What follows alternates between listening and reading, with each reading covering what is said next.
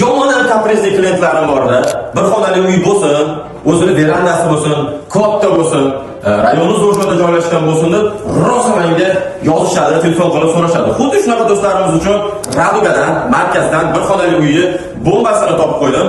To'g'ri, rayonni bomba, remontni yo'q holatda desa ham bo'ladi. Baribir kelasizlar, kelganinglardan keyin chiroyli qilib remont qilsanglar, mazza qilib yashayveradigan uy. Hozir biz uyimizni zalida turibmiz, remontini ko'ryapsizlar.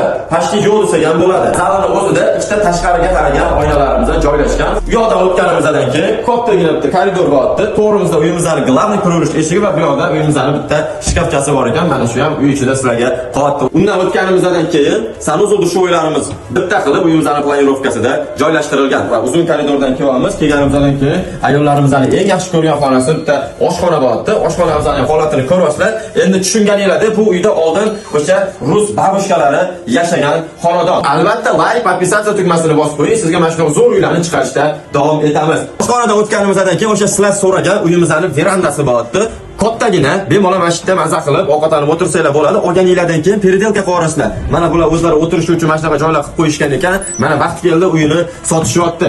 Shunda oynadan qarayapmiz. To'g'rimizda Kamila turibdi. Mana Kamilaning orqa tomoni, mana bir tarafimizda bolalar uchun mo'ljallangan o'yingohlar, mashina qo'yish uchun joylarimiz bor. Mana bu dom Valichuklarning domi bo'ladi. Xuddi shu lokatsiyada uyimizda 3-qavatda joylashgan. Uy egalari mana shu xonadonga 20.500 dollar so'rashyapti. Pastda egalarining nomerini qoldiramiz. To'g'ridan to'g'ri telefon qilasizlar. Sizlarga sunnatiga o'tib beriladi. Albatta like bosing va bir xonali uy so'rab yurgan do'stingizga mana shu xonadonni jo'natib qo'yish esingizdan chiqmasin.